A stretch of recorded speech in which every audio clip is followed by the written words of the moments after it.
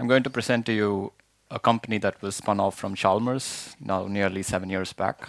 And the intention of Amferia when we started the company was to address bacterial infections in a completely breakthrough manner.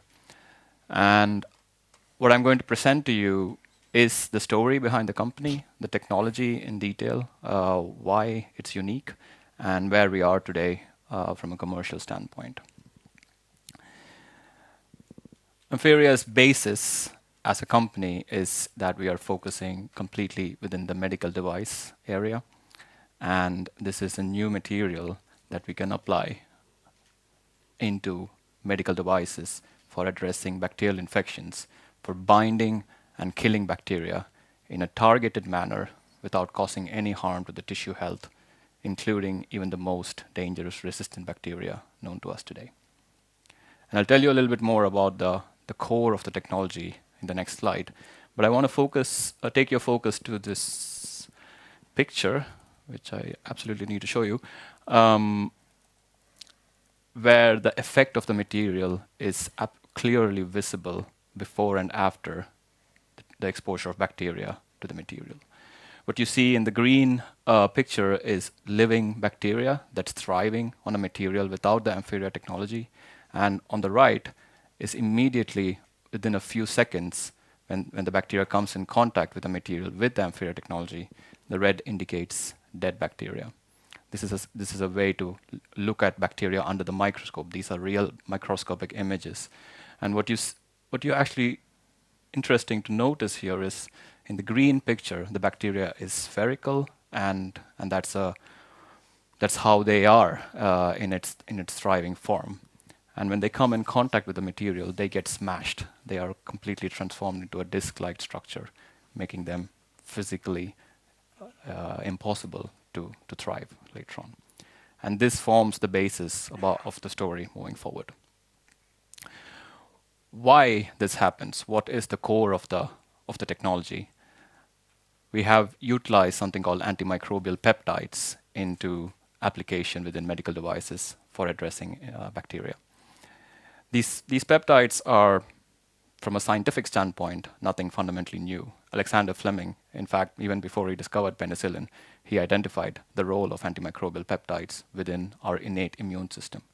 These peptides are our first line of defense when we interact with fungi, bacteria, viruses on a daily basis. And they are extremely unique and highly evolved systems that kill bacteria by physically disrupting the membrane of the cells. So it's a fundamentally simple way of treating and killing bacteria, but extremely targeted because these peptides also hold a positive charge. And microbes that cause diseases, they have a negative charge. And because of the charge differences, they are able to deviate more towards the microbes and kill the bacteria and not cause any harm to the tissue health around it. You might wonder, now this is more than 100 years since we've known the role of peptides. Why hasn't there been a single therapeutic of utilizing these peptides in the clinic today?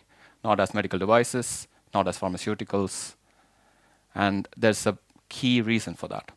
It's the lifetime of the peptides. The stability of these peptides are extremely low. So if you were to take these out of the body or synthesize it outside the body and try to use it as a coating on a device or as a therapeutic agent, before they can have an impact on the disease, they break down.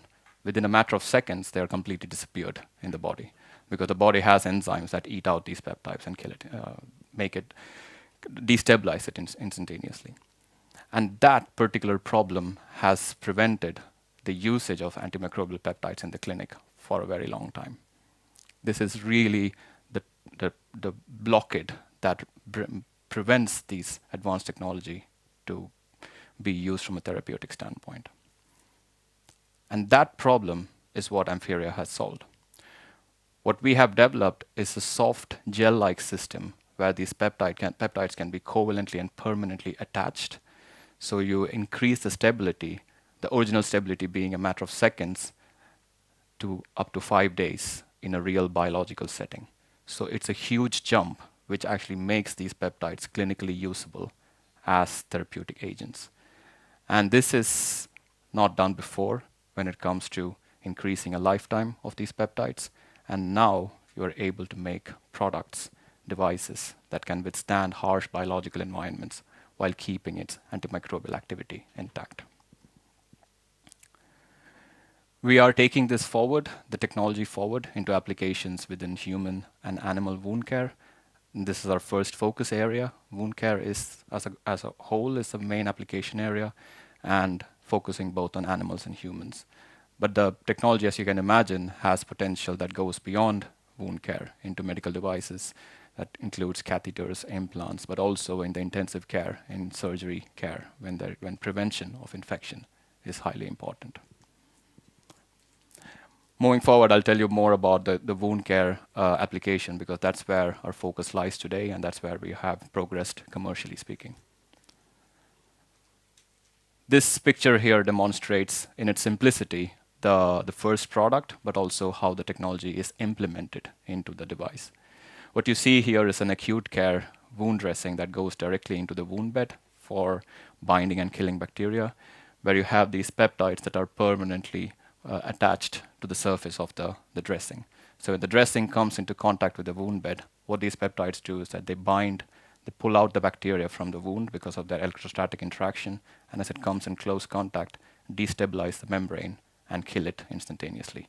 And all this is happening within the initial contact period, matter of seconds. So it's absolutely instantaneous. I'll show you in a couple slides the effect that we see in both clinical studies as well as preclinical animal models. What's also interesting is that these peptides don't only kill bacteria. That's not their only role in biology. They have a more expansive multifunctional aspect to it. So it has immune modulation aspects, making healing responses move faster. They have a role in binding bacterial toxins, reducing inflammation, another role in modulating healing, as on top of this, killing bacteria that are not responding to antibiotics. So it's a very integrated multifunctional system which you are able to now utilize and get full benefits within the clinic in patients. We have done this over the last, even before the company was started, a lot of scientific work, and expanding from preclinical data on the antimicrobial studies, endotoxin, toxin binding studies, moving into a first human study that we did about 3 years back on human skin to evaluate how quickly we're able to reduce bacteria within the first contact time of a couple of hours. We are also seeing new interesting data where these peptides have a synergistic effect with antibiotics. So where bacteria is actually resistant to an antibiotic, when you utilize that antibiotic with the peptide, you're able to sort of reverse the antibiotic resistance for that drug. And for example, you take MRSA, which is resistant to methicillin.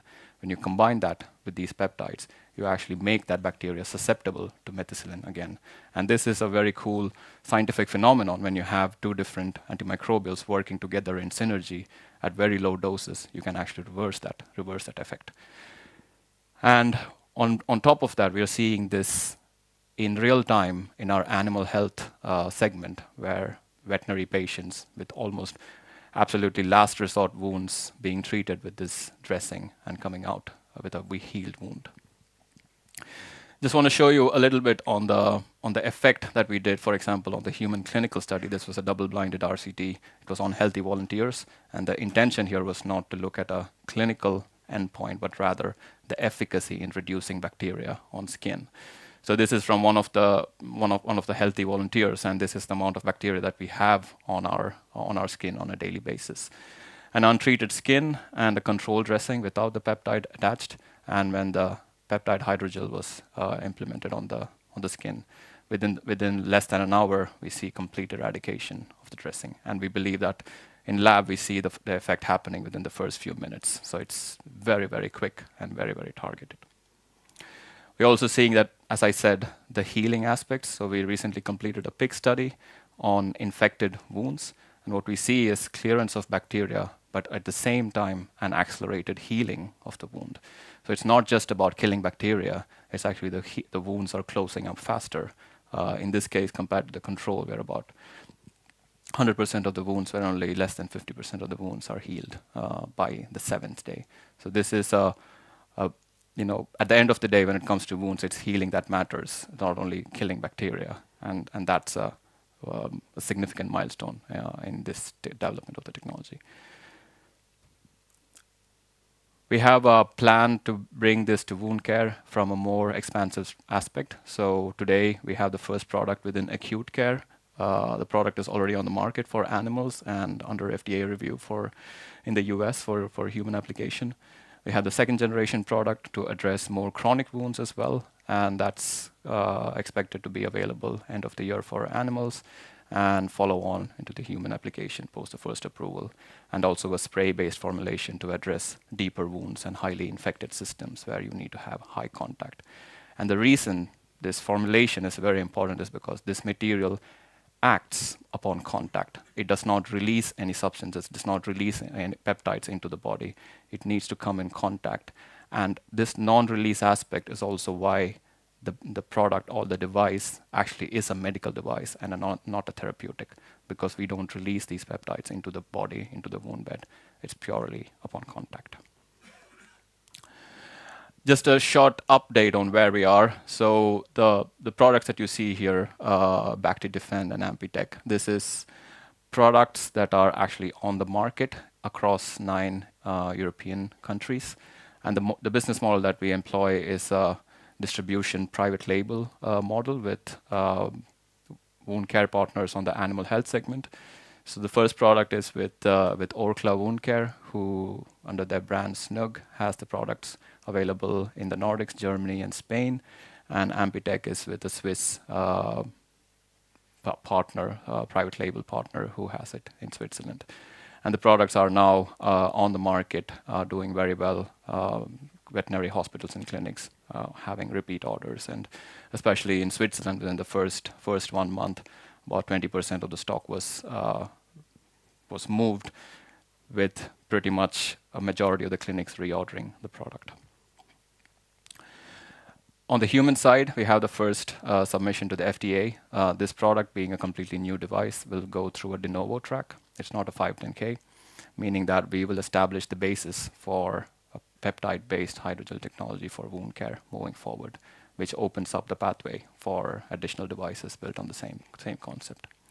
Entry into the US will be through the acute care market first, moving into the post-acute afterwards, and we will employ strategic partnerships to really leverage the market. Amferia will not access the market alone, and as we heard in the previous talk, the US commercialization process is an expensive, complex system when you account for reimbursement as well. So we will go ahead with an industry partner.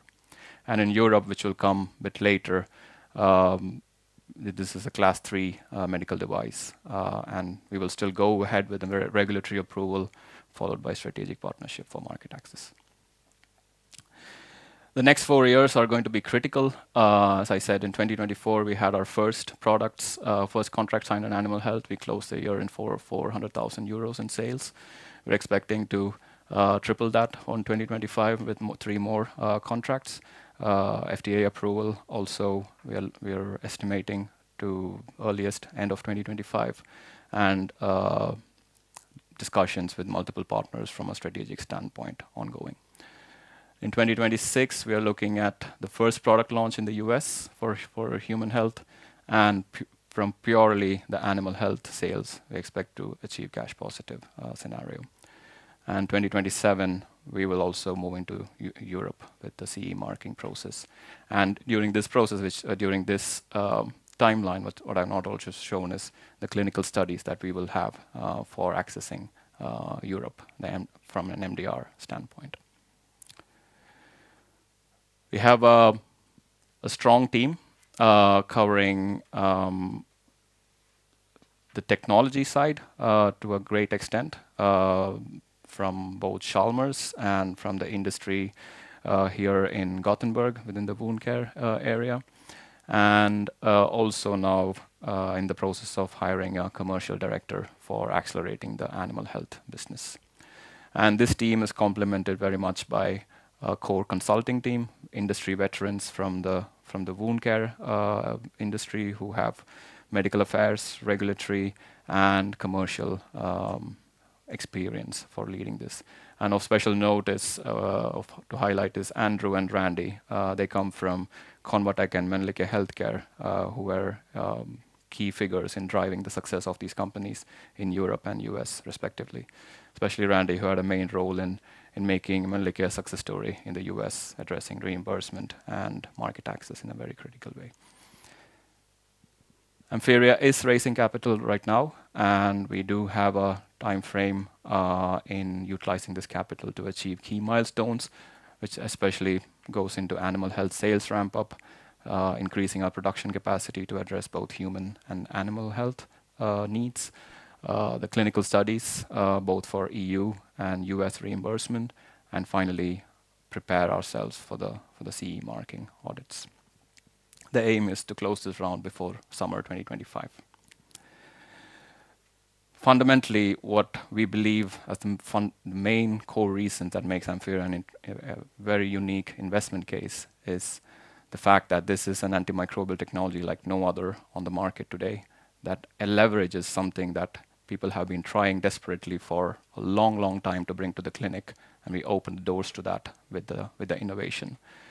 A technology that is able to not only address bacteria, but also bring in the aspects of wound healing and reducing what could be inflammatory agents in the wound to the market.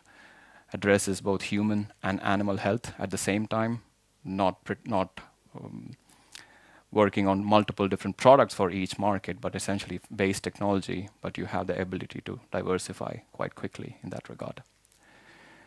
And finally, this is built on a long years of research from Chalmers and built on patent families, now 4 families, 49 applications, all are granted across US, EU, Australia, China, India, and so on. And I'm happy to discuss more about the investment case and also take any questions. Thank you.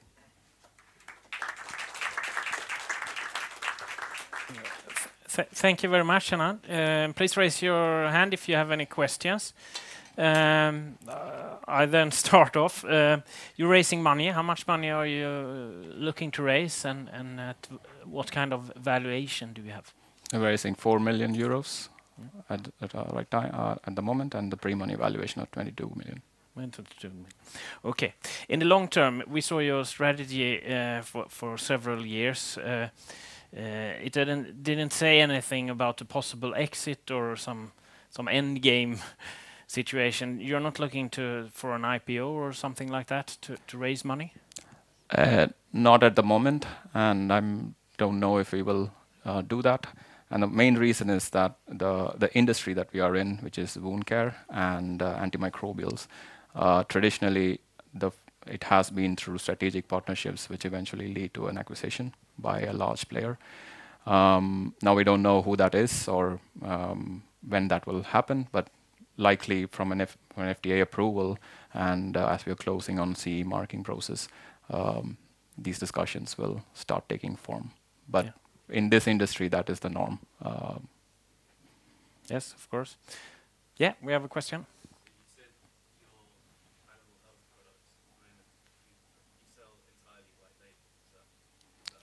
It depends on which markets we access. Today we only have white label, and that's also to leverage the Amferia's strengths against a partner who has a brand name and brand recognition in that. Is the intention to do the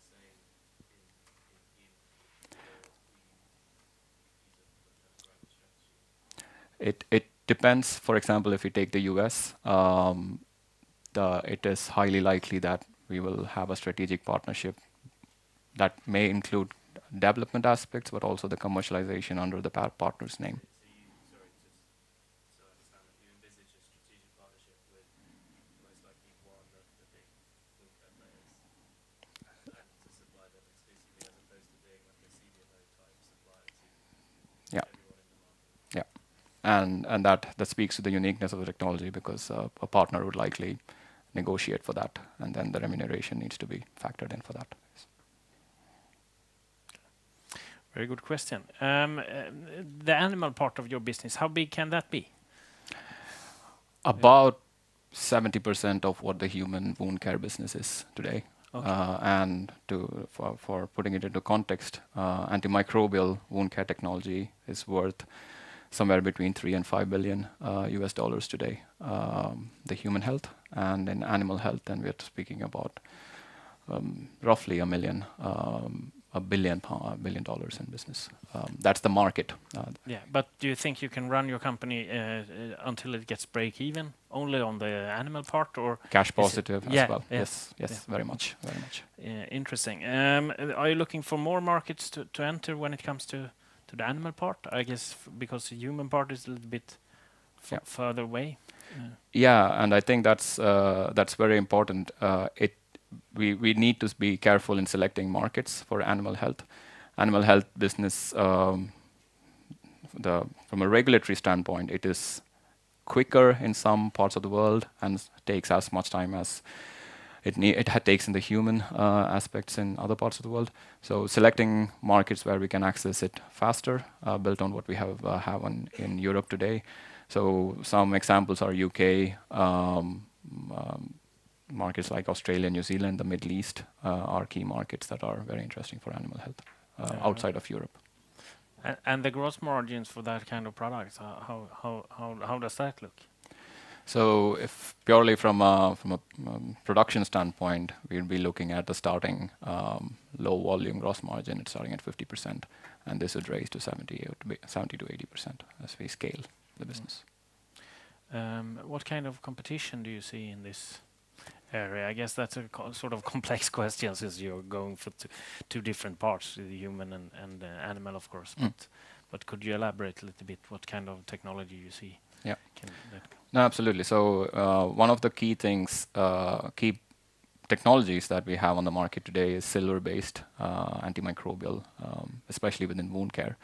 So silver is quite commonly used, especially in the US. It was used very much in Europe. Now there's been a lot of pushback on it. This is, as much as it's a competition, it's also becoming a fast opportunity for launching a technology like this. And if you look at advanced technologies, there are peptide-based therapeutics that are coming as pharmaceuticals. There is another technology built on nitric oxide gas that has a different approach. Whether it's competition or complementary aspects, we don't know yet. But from a market penetration standpoint, it is legacy technologies like antiseptics and silver that sort of are in a way paving the way for us. Okay. If I follow your company, what should we expect in the next half year or year for you to present? What kind of news flow can we expect? Yeah, the biggest will be the de novo approval by the FDA and multiple contracts on the animal health side. So new launches in new markets, as well as growing our existing customer base or existing sales with the customers that we have today. Yeah, okay, and we should expect that you continue to work with companies like Orkla in more markets in animals, or do you need to find new local partners all the time?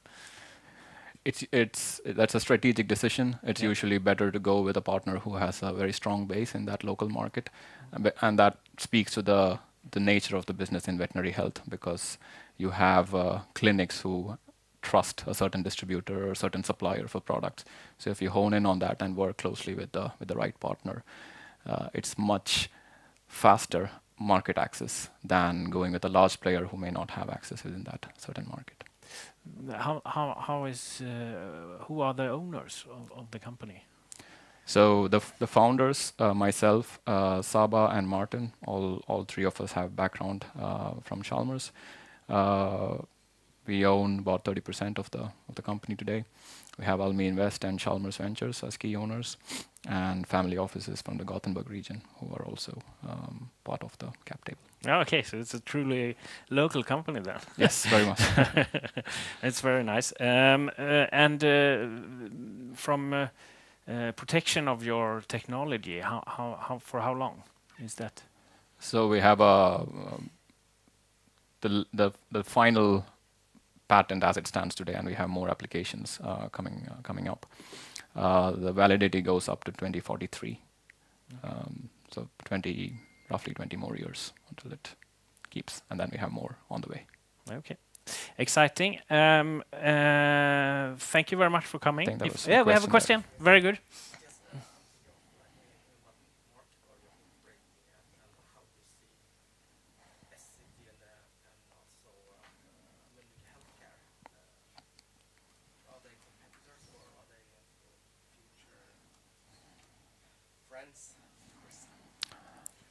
I mean, the intention is that they will become future friends, and we have expressed that interest.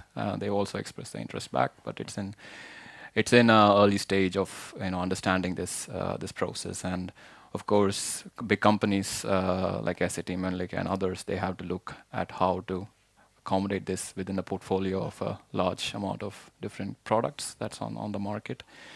And yeah, I think it's also in their best interest to move fast when it comes to a technology like this. But as we move into the human approval, this will become much more crystal clear. Yeah, Mölnlycke is quite close. Yes. That's very good. We have a question here as well. Yeah, just to clarify, I wasn't quite sure. So you're doing you got the approval in the States. So is there an ongoing study right now